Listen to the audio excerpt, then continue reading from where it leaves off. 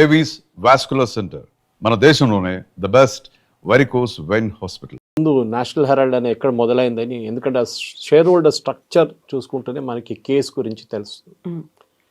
1937 జవహర్లాల్ నెహ్రూ ఒక news paper start చేశారు, national Herald.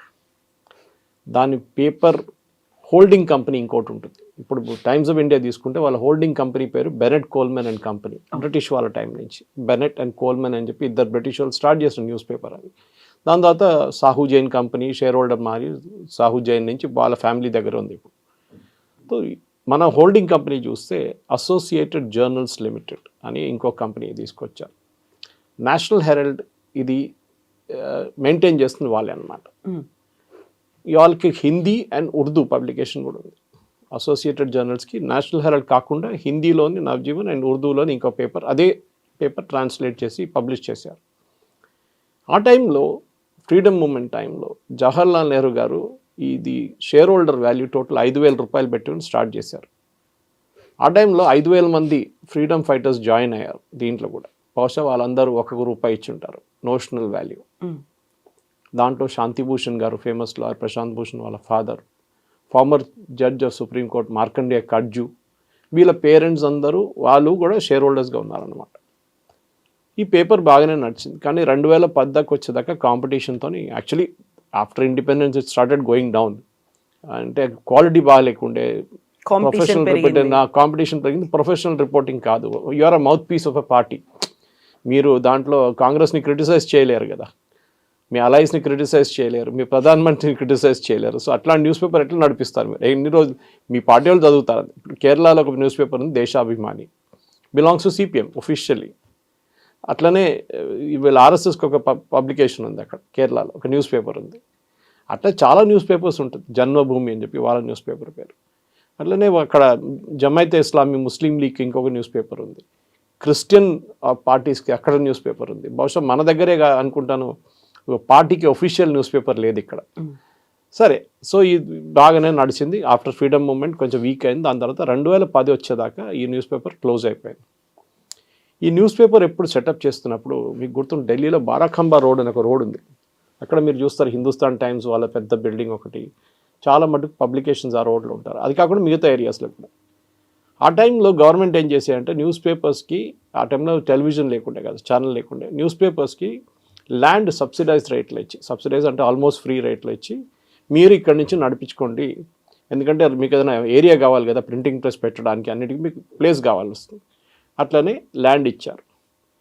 ఈ నేషనల్ హెరాల్డ్ అనే పేపర్ అసోసియేటెడ్ జర్నల్స్ వాళ్ళు ఈ ల్యాండ్ అంతా అక్వైర్ చేసుకొని పెద్ద పెద్ద బిల్డింగ్లు కట్టుకున్నారు. ఫర్ ఎగ్జాంపుల్ ఇప్పుడు వాళ్ళ దగ్గర ఉన్న ఢిల్లీ బిల్డింగ్లో పేపర్ లేదు, ఇప్పుడు బంద్ అయిపోయింది, 2010లో బంద్ అయిపోయింది. కానీ దాంట్లో పాస్పోర్ట్ ఆఫీస్ ఉంది, దాంట్లో మిగతా బ్యాంక్ వాళ్ళకు అద్దెకి ఇచ్చారు. Other commercial activity which is prohibited. మీకు ల్యాండ్ ఎందుకు ఇచ్చారు? న్యూస్ పేపర్ నడిపించడానికి ఇచ్చారు. న్యూస్ పేపర్ బంద్ అయిపోయినా మీరు ఏం చేయాలండే? బిల్డింగే బంద్ చేసి పడేయాలండే కాదు.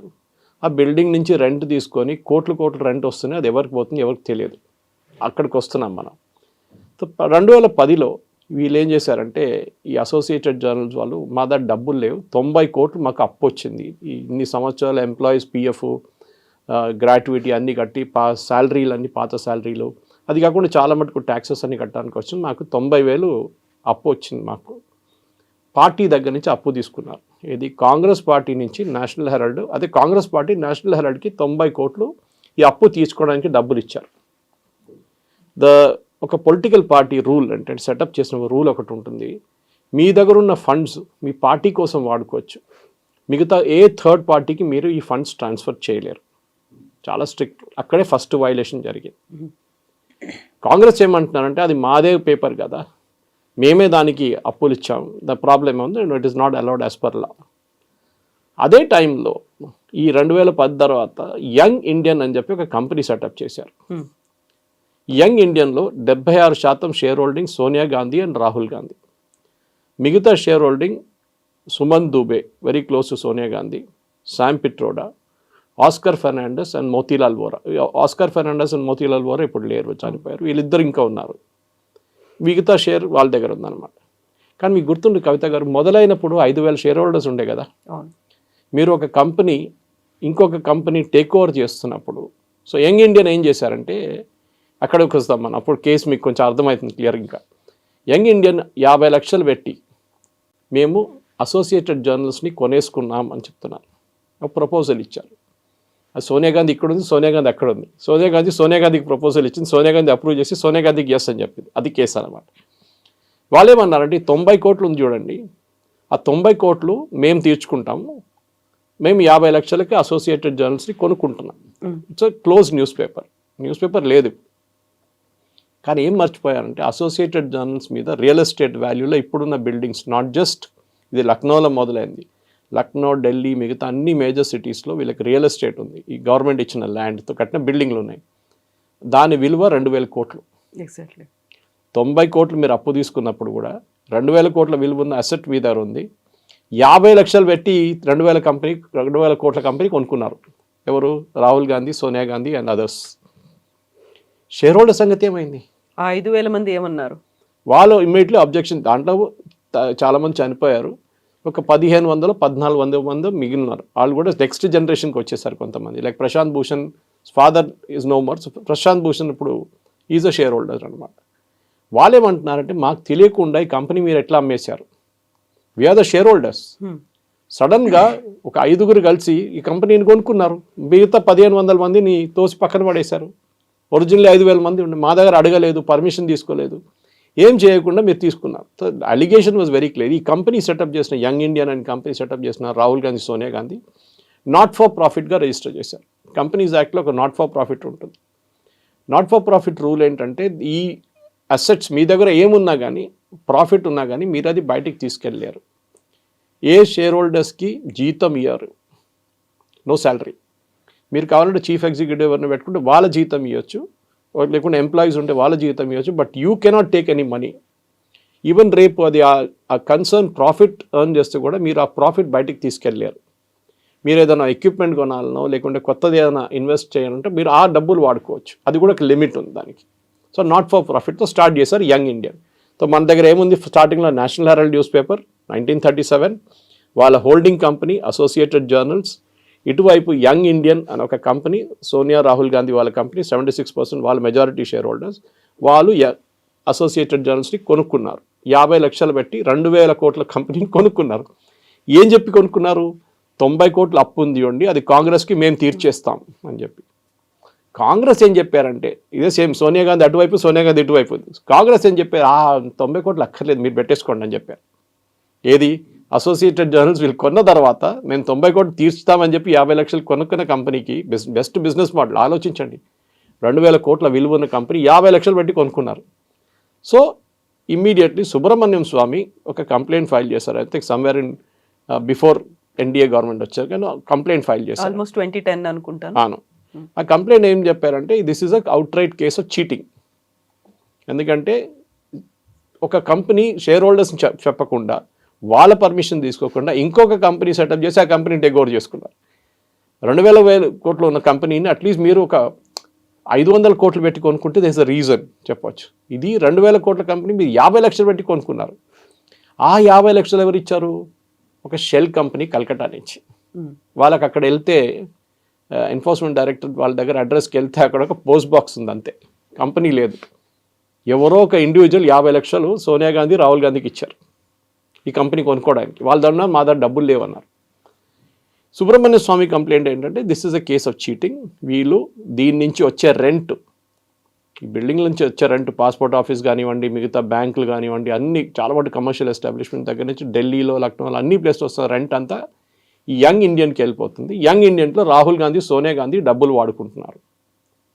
అకార్డింగ్ టు ద అలిగేషన్ వాళ్ళు ఆల్మోస్ట్ 160 కోట్లు enforcement directorate has set 160 crores worth of revenue has been earned last 15 years నుంచి. 15-20 ఇయర్స్ కాదు, 2010లో బంద్ అయిపోయింది. అప్పటి నుంచి ఇప్పుడు దాకా 15 సంవత్సరాలు ఇంత వాళ్ళకి డబ్బులు వచ్చినాయి. వాళ్ళేమంటారు మా దగ్గర డబ్బులు ఏం రాలేదంటారు. వేరే ప్రూఫ్ ఉంది, ఎందుకంటే ఇప్పుడు పాస్పోర్ట్ సర్వీస్ కేంద్రం నడిపిస్తుంది ఎక్స్టర్నల్ అఫేర్స్ మినిస్ట్రీ. వాళ్ళు రెంట్ పే చేస్తారు కదా, వాళ్ళు బై చెక్కే పే చేస్తారు, లేకుంటే త్రూ బ్యాంకింగ్ ఇన్స్ట్రుమెంట్స్ పే చేస్తారు. సో ప్రూఫ్ ఉంది. ఈ కేసు నడుస్తున్నప్పుడు సుబ్రహ్మణ్యం స్వామి గారు ఫైల్ చేసినప్పుడు ఏమైందంటే ప్రైవేట్ కంప్లైంట్ అది. It is not filed by CBI or ED or ఎవరైనా ఇంకెవరు ఫైల్ చేయలేదు. సో సుబ్రహ్మణ్యం స్వామి గారు చాలా రోజులు ఆర్గ్యూ చేసిన తర్వాత ఢిల్లీలో ఒక సెషన్ కోర్టు వీళ్ళని పిలిపించారు, సమన్స్ చేశారు. సమన్ చేసి ప్రైమా ఫేసి అంటే on the face of it there is evidence of cheating అని చెప్పి వీళ్ళ మీద 4-5 సెక్షన్ మీద కేసులు పెట్టారు. ఒకటి 403, ఒకటి దెన్ 416, 420, అన్నిటికంటే ఇంపార్టెంట్ చీటింగ్ 420 అంటాం చూడండి, చీటింగ్.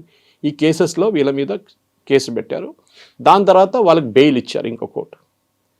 ఇదంతా నడుస్తున్నప్పుడు వీళ్ళు సుప్రీంకోర్టు కూడా వెళ్ళారు ఒకసారి. నడిమిట్లో ఇన్కమ్ ట్యాక్స్ డిపార్ట్మెంట్ ఇంకో కేసు మొదలుపెట్టారు. మీరు 190 కోట్లు సంపాదించారు కదా, ట్యాక్స్ పే చేయలేదే అన్నారు. రాహుల్ గాంధీ అన్నాడు నా శాలరీ, నా ఇన్కమ్ ట్యాక్స్, ఆయన ఇన్కమ్ ట్యాక్స్ రిటర్న్ చూపిస్తే 19 లక్షలు 20 లక్షలు ఉంది అంతే ఆయన రెవెన్యూ, ఆయన ఎర్నింగ్. ఇప్పుడు 190 కోట్లు ఎక్కడ పోయింది? ఇది మనీ లాండరింగ్కి వచ్చింది. అంటే దేశం నుంచి బయటికి తీసుకెళ్లారు, మళ్ళీ ఏదో మారిషియస్ రూట్ ఎక్కడి నుంచైనా మళ్ళీ ఫారిన్ డైరెక్ట్ ఇన్వెస్ట్మెంట్గా తీసుకొచ్చి మళ్ళీ ఇదే నేషనల్ హెరాల్డ్లో ఇన్వెస్ట్ చేస్తారు తర్వాత అని ఒక డౌట్ ఉండే ఎన్ఫోర్స్మెంట్ డైరెక్టరేట్. సో ఇన్వెస్టిగేషన్ నడుస్తుంది. వీళ్ళు ఎప్పుడు చూసినా కోర్టుకి వెళ్తారు, మళ్ళీ స్టే ఆర్డర్ తీసుకుంటారు, మళ్ళీ కోర్టుకి వెళ్తారు, స్టే ఆర్డర్ తీసుకుంటారు. ఇది నడుస్తూనే ఉందన్నమాట. సో ఢిల్లీలోనే ఢిల్లీ పోలీస్ ఏం చేస్తారంటే వాళ్ళకు ఒక division called economic offences wing, EOW అంటాం. వాళ్ళొక FIR రిజిస్టర్ చేశారు. నా FIR రిజిస్టర్ చేసి వాళ్ళ ఇన్వెస్టిగేషన్ మొదలు పెట్టారు. వీళ్ళు కోర్టులో పిలిపించారు, సోనియా గాంధీ అందరూ వచ్చారు. దాంతో సుప్రీంకోర్టు ఏం చెప్పారంటే వాళ్ళ పర్సనల్ అపియరెన్స్ అక్కర్లేదు, బికాస్ ఫ్లైట్ రిస్క్ కాదు, వాళ్ళు అంటే దేశం నుంచి పారిపోయే రిస్క్ లేదు, వాళ్ళని మీరు వాళ్ళ అడ్వకేట్స్ని క్వశ్చన్ చేసే చాలు, వాళ్ళు అఫిడవిట్ ఫైల్ చేసుకుంటారు, కేసు నడవని అన్నాను. సుప్రీం ఆపలేదు, కేసు ఎక్కడ ఆపలేదు. ఈ టైంలోనే ఎన్ఫోర్స్మెంట్ డైరెక్టరేట్ కూడా వాళ్ళ ఇన్వెస్టిగేషన్ దానికన్నా ముందు మొదలయ్యాయి. ఎన్ఫోర్స్మెంట్ డైరెక్టరేట్కి ఒక పర్టికులర్ ప్రాబ్లం ఉంది. వాళ్ళు ఏ ఒఫెన్స్ అయినా రిజిస్టర్ చేస్తున్నప్పుడు వాళ్ళకు ఒక FIR కావాలి. వాళ్ళు FIR పెట్టలేరు. వాళ్ళకి ECIR అని చెప్పి ఇంకోటి ఉంది, but that is not equal to an FIR, first information report. అది పోలీస్ ఫైల్ చేస్తారు యూజువలీ. సో వీళ్ళు ఈ ECIR మీదనే దీనికన్నా ముందు 2 సుప్రీంకోర్టు జడ్జ్మెంట్లు ECIR is equal to FIR అని చెప్పి ఒక జడ్జ్మెంట్ వచ్చింది. దాన్ని బట్టి వీళ్ళు చాలా కేసులు రిజిస్టర్ చేస్తున్నారు అట్లా. కానీ ఇప్పుడు కూడా ఈడీకి టెక్నికల్ ఇన్వెస్టిగేట్ చేయాలని, ఫర్ ఎగ్జాంపుల్ పినరాయి విజయన్ కేసులో గోల్డ్ స్మగ్లింగ్, వాళ్ళ కూతురు లంచం తీసుకుందని చెప్పి ఒక కంపెనీ నుంచి వాకా కేసు ఉంది. దానికి అన్నిటికీ FIR ఇంకొక CBI రిజిస్టర్ చేస్తే ఆ CBI FIR మీద ఈడీ ఇన్వెస్టిగేషన్ మొదలుపెట్టారు. ఇప్పుడు జరిగింది అదే. ఇప్పుడు ఇది కోర్టుకు వచ్చినప్పుడు మొన్న జరిగిన ఇన్వెస్టిగేషన్లో, జరిగిన ప్రొసీడింగ్స్లో కోర్టు ఏమన్నారంటే ఈడీకి మీ దగ్గర FIR లేదు, మీరు ఎట్లా మొదలు పెట్టారు investigation? So you cannot do that, but you can investigate using the Delhi police economic offences wing register చేసిన FIR తీసుకొని దాని నుంచి మీరు కేసు నడిపించుకోండి.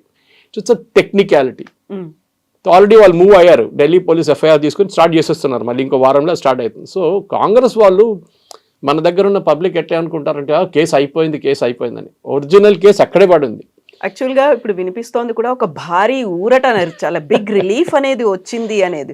సో ఈడీ చెప్పిందని, ఈడీ ఒక ఛార్జ్ షీట్ ఫైల్ చేయలేదు దాన్ని బేస్ చేసుకుని, ఎందుకంటే అది ఒక ప్రైవేట్ కేసు కాబట్టి, ఒక ఇండివిజువల్ ఫైల్ చేశాడు కాబట్టి. దెన్ వాట్ అబౌట్ ఈడీఏ పెట్టినటువంటి కొన్ని కేసులు ఉన్నాయి. కరెక్ట్. సో ఈడీ ఏం చేశారంటే, ఈడీ అని చూస్తారు, మనీ లాండరింగ్ చూస్తారు. ఎన్ఫోర్స్మెంట్ డైరెక్టరేట్ రోల్ ఏంటంటే మీరు దేశం బయట తీసుకెళ్ళి డబ్బులు ఎక్కడైనా హవాలాలో ఇన్వెస్ట్ చేశారా, రిటర్న్ తీసుకొచ్చారా, అక్కడ అసెట్స్లో ఇన్వెస్ట్ చేశారా, అది ఈడీ చూస్తారు. దానికి CBIకి పవర్ లేదు. CBI is with in the country. దానికోసం చూడండి, ఇంటర్ స్టేట్ క్రైమ్ జరిగినప్పుడు ఫర్ ఎగ్జాంపుల్ ఈ డిజిటల్ అరెస్ట్ అంతా చూడండి, అది యూజువల్లీ ఇంకొక స్టేట్లో రాజస్థాన్లో కూడా కూర్చొని చేస్తున్నప్పుడు ఇక్కడున్న పోలీసులు అక్కడికి వెళ్ళాల్సి వస్తుంది, వాళ్ళ దగ్గర హెల్ప్ తీసుకోవాల్సి వస్తుంది, అక్కడ రాజస్థాన్ పోలీస్ దగ్గర. అక్కడ తర్వాత రిమాండ్ ఒక వారెంట్ తీసుకోవాల్సి వస్తుంది, ట్రాన్సిట్ వారెంట్ ఒకటి, వాళ్ళు ఇక్కడ తీసుకురావాల్సి వస్తుంది. పెద్ద హెడేక్ అది. సో దానికోసం రీసెంట్లీ సుప్రీంకోర్టు ఏం చెప్పారంటే ఇదంతా ఈ డిజిటల్ అరెస్ట్, ఈ స్కామ్లు అన్నీ CBIకి అప్పగిచ్చేస్తాం. Then there is no problem, across the country they can investigate. కానీ CBIకి కూడా కొన్ని బ్లాక్స్ ఉన్నాయి. ఫర్ ఎగ్జాంపుల్ తెలంగాణ, మన తమిళనాడు ఇట్లాంటి స్టేట్స్లో, కేరళ CBIని రానియట్లేదు వాళ్ళు. అది ఎందుకంటే CBI సెటప్ చేసింది Delhi police special establishment act అని ఒక యాక్ట్. అది మార్చబోతుంది నెక్స్ట్ పార్లమెంట్ సెషన్లో, అది మార్చేస్తారు. ఆ టైంలో CBI was based in Delhi. So Delhi police act కింద క్రియేట్ చేసిన ఒక organisation. So Kerala and Tamil Nadu ఏమంటారంటే ఇది పొలిటికల్ విచ్ అంటే ఇది. సో ఢిల్లీలో ఉన్న పోలీస్ ఎందుకు మా దగ్గరికి ఎందుకు రావాలని చెప్పి, కానీ case to case basis. For example Revanth Reddy గారు ఇప్పుడు ఫార్ములా కార్ గురించి CBI ఇది పర్మిషన్ ఇచ్చారు, F3 race. So he has given a permission, case to case ఇస్తున్నారు. సో ఈ కేసులో చాలా క్లియర్ కేసు ఏంటంటే వీళ్ళ ఖజాంచీలు, ఖజాంచీలు అంటే వీళ్ళ కీస్ వాళ్ళ దగ్గర ఉంది. ఎవరి దగ్గర? సుమన్ దుబే, శామ్ పిట్రోడా, మోతీలాల్ వోరా, ఆస్కర్ ఫెర్నాండెస్. వీళ్ళు నలుగురు సోనియా గాంధీ అకౌంట్స్ కంప్లీట్గా మెయింటైన్ చేస్తారు. అబ్రాడ్ ఉన్న అకౌంట్స్, మన దేశంలో ఉన్న లీగల్ అకౌంట్ కాదు, ఇల్లీగల్ అకౌంట్స్, అక్కడ ఉన్న అకౌంట్స్ ఎప్పటి నుంచో మెయింటైన్ చేసుకొస్తారు. బోఫోర్స్ నుంచి స్టార్ట్ అవుతుంది. సోనియా గాంధీ క్లోజ్ కజిన్ అని చెప్పొచ్చు, close relative was Ottavio Quattrocchi. ఆ టైంలో ఇందిరాగాంధీ టైం నుంచి ఒటావియో క్వాట్రాచికి ప్రైమ్ మినిస్టర్స్ హౌస్లో open access. Is an Italian, connect the dots. ఆయన అన్ని డీల్స్లో 10% తీసుకుంటాడు. ఎవరైనా కానీ ఆ టైంలో స్నాంప్రోగెటీ అని చెప్పి పెద్దగా ఫర్టిలైజర్ కంపెనీ వాళ్ళు వచ్చినప్పుడు కూడా వాళ్ళ దగ్గర నుంచి కూడా 10% లంచం. బోఫోర్స్ కేసులో కూడా 10% లంచం. ఆగస్టా వెస్ట్‌ల్యాండ్ లాస్ట్ జరిగిన దాంట్లో అక్కడక్కడ లంచం. ప్రతి డీల్లో 10% ఒటావియో క్వాట్రాచి నుంచే రూట్ చేస్తారు. ఆయన ఏమో ఇప్పుడు ఇక్కడ లాస్ట్లో మనకు తెలిసిందే ఒటావియో క్వాట్రాచి అకౌంట్ సీల్ చేశారు. ఆయన మలేషియాకి పారిపోయారు. మన దగ్గర కావాలని చెప్పి ఆ రోజు మన్మోహన్ సింగ్ గవర్నమెంట్ ఆయన్ని వెళ్ళనిచ్చారు కంట్రీ నుంచి. పారిపోయాడు, దాని తర్వాత రాలేదు. దాన్ని హీ పాస్డ్ అవే ఆఫ్టర్. ఆ టైంలోనే ఒటావియో క్వాట్రాచి అకౌంట్లో 30 కోట్లు ఉన్నప్పుడు మన్మోహన్ సింగ్ గవర్నమెంట్ ఆ ఒటావియో క్వాట్రాచి అకౌంట్ని డీఫ్రీజ్ చేశారు కాంగ్రెస్ హయాంలో. It can be Narasimha Rao to Manmohan Singh. Defreeze చేసి 30 కోట్లు రాత్రికి రాత్రి వితిన్ 5 minutes దట్ అకౌంట్ నుంచి 30 కోట్లు పోయినాయి. బై ద టైం మన వాళ్ళు కోర్టుకి వెళ్ళేదాకా స్టాప్ చేసేదాకా అమౌంట్ వెళ్ళిపోయింది. So entire thing was planned by the Congress party. వీళ్ళది మెయిన్ కమిషన్ బేసిస్ అని నడుస్తుంది అన్ని. అది వారన్ ఆండర్సన్ కేసు మనకు తెలుసు, Bhopal gas disaster, union carbide, అక్కడ కూడా చాలా పెద్ద లంచాలు ఇచ్చారని చెప్తున్నారు. అన్ని అబ్రాడ్ అవుతుంది పేమెంట్స్. వీళ్ళు ఈ 5 ఈ అకౌంట్స్ అంతా మెయింటైన్ చేసుకుంటారు. 2 పోయారు, దాంట్లో 2 మిగిలారు. ఇప్పుడు ఏం చేస్తారు? సుమన్ దుబేని ఎందుకు ఇంటికి వాళ్ళ ఫ్యామిలీ క్లోజ్గా పెట్టుకుంటారు, శామ్ పిట్రోడా ఎందుకు పెట్టుకుంటారు? This is the reason why it is. So all the 4 have been charge sheeted along with Sonia and Rahul Gandhi in this case. దాంట్లో 2 పోయారు, ఇంకా 2 ఉన్నప్పుడు 4 టోటల్ అక్యూస్డ్.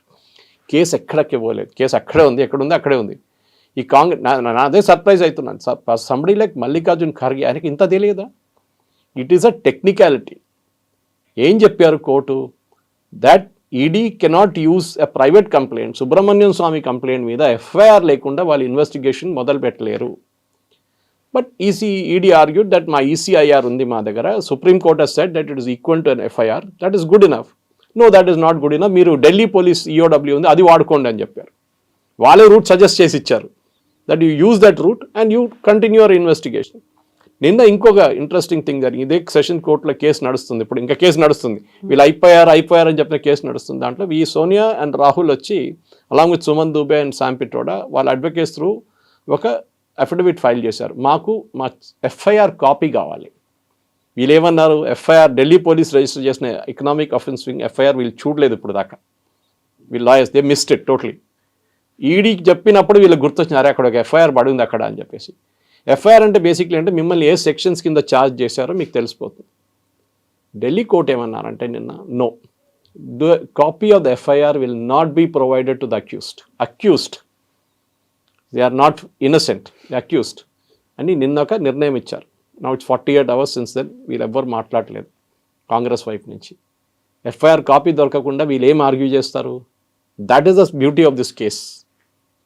వీళ్ళు గెస్ట్ చేయాల్సి వచ్చింది ఏం సెక్షన్ కింద. ఓల్డ్ సెక్షన్ చూసుకుంటారు, 403, 416, 420 అన్నీ చూసుకుని దాని మీద వీళ్ళు ఆర్గ్యూ చేయడం మొదలు పెడతారు. Case still going on. ఇప్పుడు సుబ్రహ్మణ్యం స్వామి ప్రైవేట్ కంప్లైంట్ నుంచి ఢిల్లీ పోలీస్ ఒఫిషియల్ కేసుకు వచ్చేసింది అనమాట. ఇన్ని రోజులు సుబ్రహ్మణ్యం స్వామి కంప్లైంట్ ఏం చేశారంటే, నా పెటిషన్ మీద వీళ్ళు యాక్షన్ తీసుకుంటలేరు, అమిత్ షాకి సోనియా గాంధీకి ఏదో డీల్ ఉంది అని చెప్పి ఒక అలిగేషన్ చేశారు. దాని తర్వాతనే ఆయనకి రాజ్యసభ సీట్ సెకండ్ టైం ఇవ్వలేదు, రాజ్యసభ నామినేషన్. దాని తర్వాత ఆయన ఒక రిబెల్గా అయిపోయాడు. మోదీ గారి మీద ఏదో ఆరోపణలు చేస్తుంటారు, అమిత్ షా మీద ఆరోపణలు చేస్తుంటారు. ఆయనకు రాజ్యసభ రాలేదు, ఆ కోపం ఉంది ఆయనకి.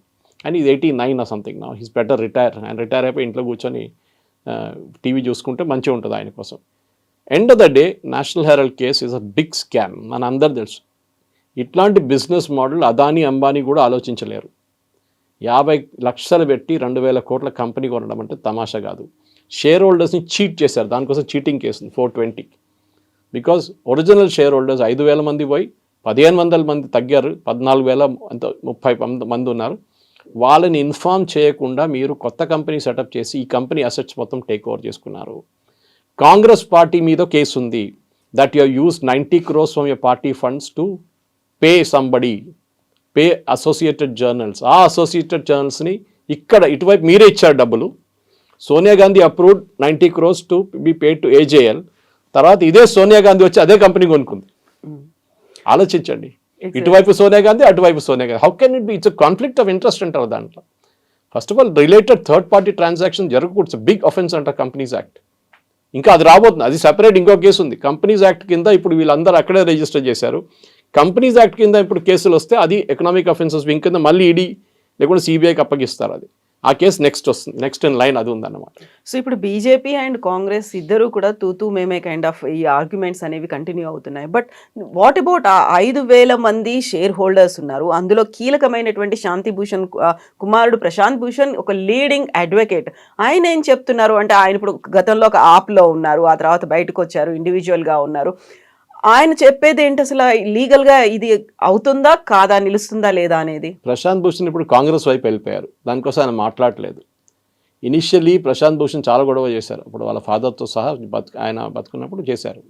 మార్కండే కాజు ఆయన ఇవ్వట్లేదు, ఆయన వెంటబడి ఉన్నారు. ఆయన కొంచెం లూజ్ కేసు మనకు తెలిసింది, అప్పుడప్పుడు లేనిపోయిన కామెంట్లన్నీ చేస్తారు.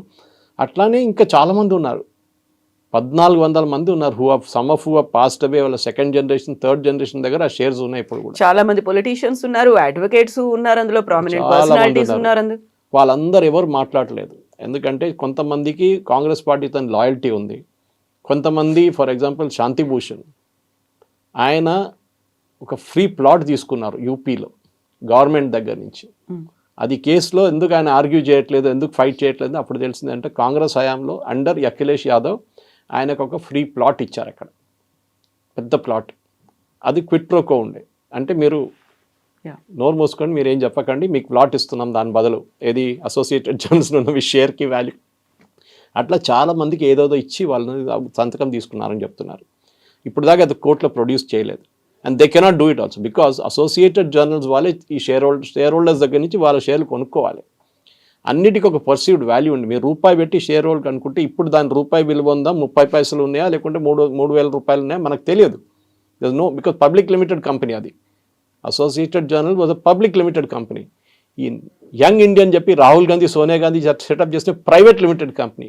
ఒక ప్రైవేట్ లిమిటెడ్ కంపెనీ ఒక పబ్లిక్ లిమిటెడ్ కంపెనీని కొనుక్కున్నారు వాళ్ళ షేర్ హోల్డర్స్ని ఇన్ఫార్మ్ చేయకుండా, which is a big offence even under SEBI rules. SEBI కూడా ఇన్వెస్టిగేట్ చేయాల్సిందే. కానీ ఇదంతా over a period of time జరిగింది. ఇది సుబ్రహ్మణ్యం స్వామి గారిని అప్పుడు థ్యాంక్స్ చెప్పాలంటే, ఆయనకు ఒక పర్సనల్ గ్రడ్జ్ ఉండే వీళ్ళ మీద, ఎందుకంటే జయలలిత టైం నుంచి స్టార్ట్ అయిన ప్రాబ్లం అది, సుబ్రహ్మణ్యం స్వామికి సోనియా గాంధీకి. ఆయన కావాలని చెప్పి చేసి తీసుకొచ్చారు, కానీ ఆయన ముందుకు తీసుకెళ్ళలేకపోతున్నారు, because he is not a prosecutor. ఆయన ఆర్గ్యూ చేస్తారు, ఇస్ వెరీ గుడ్ లాయర్, కానీ ప్రాసిక్యూట్ చేయాలంటే it has be an agency. CBI కానివ్వండి, ఈడీ కానివ్వండి, ఢిల్లీ పోలీస్ కానివ్వండి, వీరెవరైనా వచ్చి ఇన్వెస్టిగేట్ చేయాల్సి వస్తుంది. ఇప్పుడు ఇన్వెస్టిగేటింగ్ చేసిలోనే రాహుల్ గాంధీని పిలిపించారు, ఈడీ పిలిపించి అడిగారు, ప్రశ్నలు అడిగితే కింద పైన చూసుకొని కూర్చున్నారంట చాలాసేపు. ఎవ్రీ క్వశ్చన్ అడగానే పేపర్లో రాసి పేపర్ ముందు పెడతారంట, మాట్లాడు, ఎందుకంటే రికార్డింగ్ నడుస్తుంది. Every time you are interrogated by ED or CBI, మిమ్మల్ని కొట్టారు, మిమ్మల్ని తిట్టారు అని చెప్పి అలిగేషన్స్ చేస్తారు. దీని కెమెరా పెట్టి రికార్డ్ చేస్తారు, వీడియో కెమెరా పెట్టి. సో మీరు ఏం మాట్లాడుతున్నారో చాలా క్లియర్గా తెలిసిపోతుంది. రాహుల్ గాంధీ ఆన్సర్ చేయట్లేదు, కాగితాలను రాసిస్తున్నాడు. రేపేమంటాడు, నేను రాయనే లేదా అంటాడు. See his strategy very clear. వాళ్ళు అడుగుతున్న ఇంతే ప్రశ్న, మీరు ఈ రెంట్ ఎక్కడ పోయింది, మీకు వచ్చే ఈ రెంట్ యంగ్ ఇండియన్లో వచ్చి పడ్డదా, పడలేదు, ఎక్కడికి వెళ్ళింది ఆ డబ్బులంతా?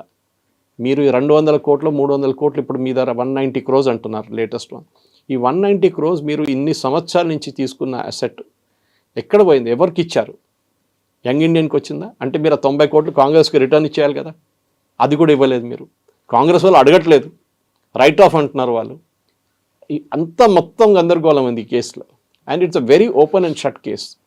ఒక సీరియస్గా ఉంటే గవర్నమెంట్, నాకు ఇప్పుడు కూడా అదే మోదీ గవర్నమెంట్ విత్ నాకు చిన్న అబ్జెక్షన్ ఏంటంటే, వాళ్ళు కూడా సీరియస్గా తీసుకోలేదు ఈ కేసుని.